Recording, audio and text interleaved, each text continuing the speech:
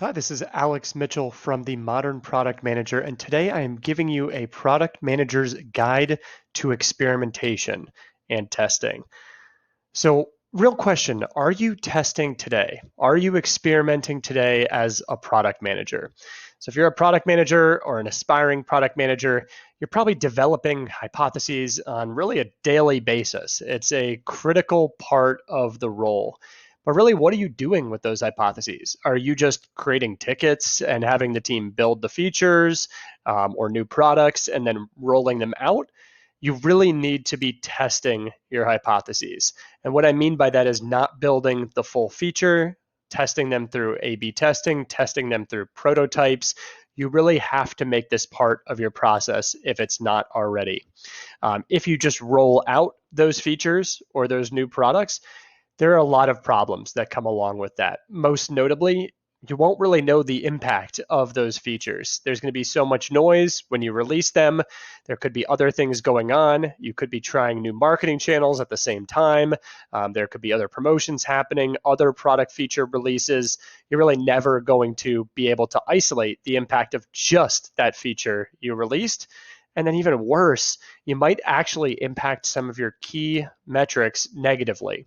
You might actually, find, or you may not even know that you're actually driving down sales or hurting conversion rate or hurting retention or hurting average order value, if those were the KPIs maybe that your business cared most about. So, really big question, are you testing today? If you're not, you're going to hear a few tips on how you can start a testing agenda, a testing process at your company. And if you are, hopefully you'll get a few ideas on how you can make yours better.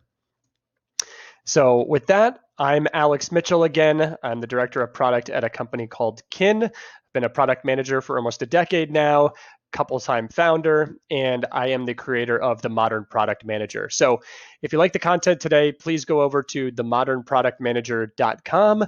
You'll find a lot more great free content just like this, more great videos, more great podcasts, and also course material if you want to level up as a product manager.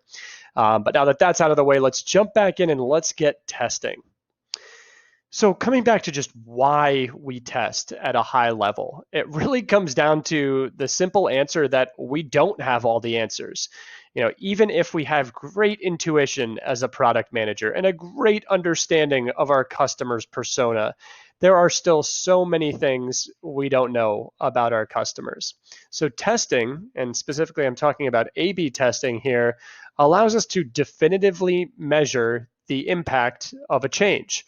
So whether that change is to pricing, whether that change is to a feature or UX, we're able to isolate that change and give some people that change and some people the control experience, the experience with no change. And because we're handling it in this way and we're designing a test, we're able to see, just the impact of that change. We're able to measure that. We're able to know with statistical confidence what the impact of that change was. The other reason we test that I mentioned this before is, new features, they're new functionality, they're new UX, they're new, which is great, but we don't know that they're winners. We're building them because we think they're winners. We're building them because we think it's an improvement. But if we aren't testing, we actually may never know that some of those new features actually hurt KPIs. So I know, speaking from personal experience, I've seen some cases where we've rolled out a new feature and then maybe a few months later, we actually decided to what's called backtest that feature. So, give some people the control experience from before we launched that feature. And we actually found that feature was hurting us. And so for months, everyone was getting that experience that hurt. So you do not want that to be the case, especially as you're releasing big, impactful changes as a product manager. You want to make sure you're helping your KPIs, not hurting them. And then one last reason, again, this list is not exhaustive. These are just some of the big reasons why, hopefully I'm convincing you should test, is that changes to one part of the product or one part of the business can impact areas that may seem distant from that one change. And if you're not testing and you're not isolating that change, you may never notice that the change in this one feature and this one product actually impacted customer behavior over here in another part of the product.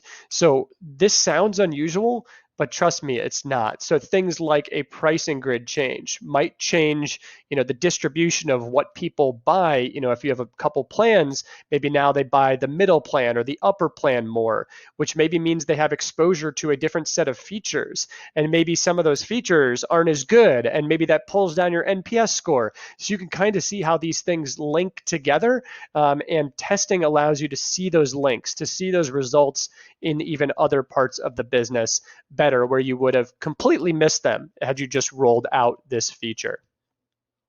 So, in summary, what makes a good test or a bad test? So I've tried to make this pretty quick and easy to digest. So a good test is small and it's focused, right? It's not changing 12 different things. It's small, from either a effort perspective, surface area perspective. It's focused. So it is designed to test one thing or a very small group of things, not test 12 different things. And along with that, it should be simple to explain. You should be able to say it in a sentence or two to a colleague who's asking about the test. We're changing the pricing grid, we're trying a new design, and we're trying 3 options instead of 2. Pretty easy to explain, pretty easy to understand, pretty focused test. And then importantly, with a good test, you also want to pair it with the KPIs, the key performance indicators that you expect to move. A test has to have a goal. It has to have, we expect this to improve our conversion rate. We expect this to improve our average order value. We expect this to improve our retention. You have to pair it up front with those KPIs so you know what you're watching, you know what is success or failure in the test. Likewise, you should also plan to test in areas where you can have results in a couple weeks at most. Meaning, don't test in an area of your product where 10 people a month see that feature. It's never going to be a significant result. It's obviously not probably a super valuable place to test if only 10 people see it a month. So focus on places where there's enough volume where you can determine a statistically significant result in a couple weeks. And you're not just aiming for any result. Really, you're aiming for a big win or a big lose with your tests. Both of those can be a good test. You're learning a ton when you have a big win or a big loss. The bad thing in a test would be nothing, would be no change. It means you invested this effort. You probably didn't learn anything. You really didn't move your key metrics at all. It's kind of a waste of time at that point. So aim for a big win, and it's okay if you have a big lose. On the bad side of testing, kind of some of the opposites. So bloated or complex tests. Again, if you can't pass that 2-sentence test I described before in describing your test to colleagues, probably not a good test. Go and revisit it, make it simpler. If it doesn't move KPIs or moves KPIs or metrics that maybe aren't important to your business, probably not a good test. And again, if it takes months or has no impact, either means you're not testing in the right area or you're not testing big enough. You're not thinking big enough with your tests. So just a few breakdowns of good tests and bad tests. So let's talk about creating a testing culture. So whether you're doing testing or not, as a product manager today, either building or strengthening the testing culture at your company or startup is incredibly important. You can't go it alone with testing. You really need to get others to buy in, and you need to build this culture at your company. So here's a few ways you can do it. So first, think about high impact tests. Now you have an idea of what makes a good test or what makes a bad test. Try and think of 3 high impact tests that you could run at your company. So write these down. Write down your hypothesis. Here's what I expect to happen. Here's what I want to change. Here's how long I think this test will need to run. Here are the metrics I'm going to measure and how I'm going to measure them. And here's how I'm going to determine what won. Really just open up a Google Doc right now. Start drafting some of those ideas. Start thinking about the areas you'd test, and then come back to these a couple times. Come back to them tomorrow. Come back to them a few days from now. Refine them, add more to them, focus them. But hopefully you can pretty quickly come up with 3 high impact tests that you could try in your business. And typically, if you're looking for high impact tests, there are things around pricing. There are things very high up in the funnel that you can make an impact on a lot of visitors. Look for those as some of your first tests that you're identifying. After you've identified those tests, kind of decide or investigate some different testing software. So maybe you already have one of these or another testing software at your company. That's great. But if you're starting from scratch, you can check out a tool like Optimizely or a tool like Split. Both have free trials. Both you can integrate pretty easily with a little bit of developers' help, sometimes even without developers' help.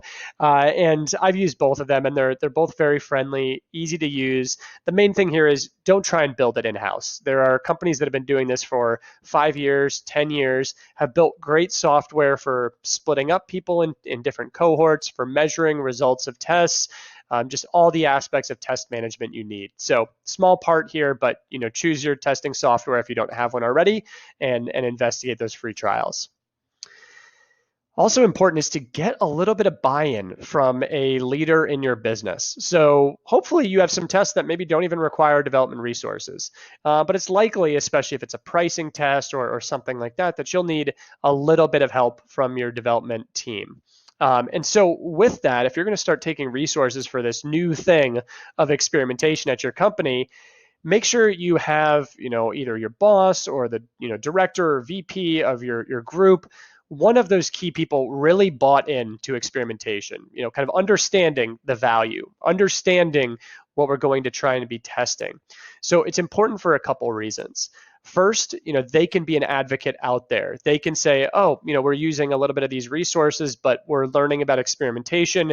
We know we're going to be able to identify some big opportunities for the business, avoid any mistakes, like I mentioned before, or things that actually hurt the business through this experimentation, through this testing approach. But also, if you're choosing these high impact tests and you're designing them the right way, they might shake things up a little bit. I mean, think about the test that I talked about before where, we're changing a pricing grid, we're introducing new options, we're introducing new names for plans. That impacts a lot of things downstream, right? That impacts our support team, that impacts, our people on the phone maybe selling our product, that impacts the sales team, kind of overlap with what I just said there.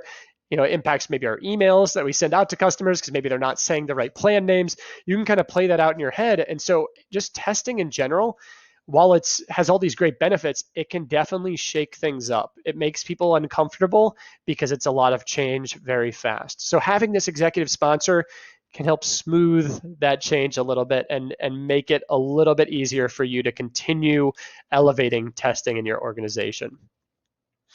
Along with that executive sponsor, you want to make sure you have a place for communication and conversation for anyone involved in these tests.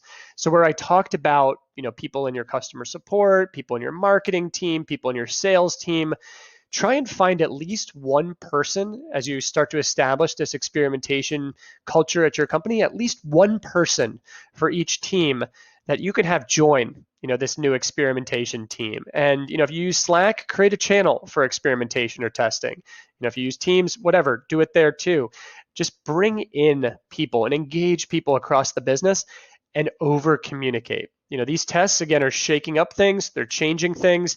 Make sure you're oversharing all of the changes that are happening when they're happening. Give people plenty of opportunity to weigh in, even if you don't take their feedback. Give them the opportunity to share, make sure it's heard, consider it, and then move forward and share what decision you've made as a product manager. So create this place for conversation, and you'll see as tests start to go out, people will start to share new ideas, start to get really engaged in this experimentation culture.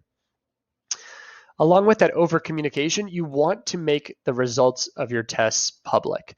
So win or lose or draw, the results should be highly, highly visible. And not just win or lose or draw, break down the test. Invest time or pair with your analytics team to come up with an analysis that reveals all the things you learned. Yeah, this test lost, but we determined this. Here's another test we identified because of this test. Why did this happen? What did customers do?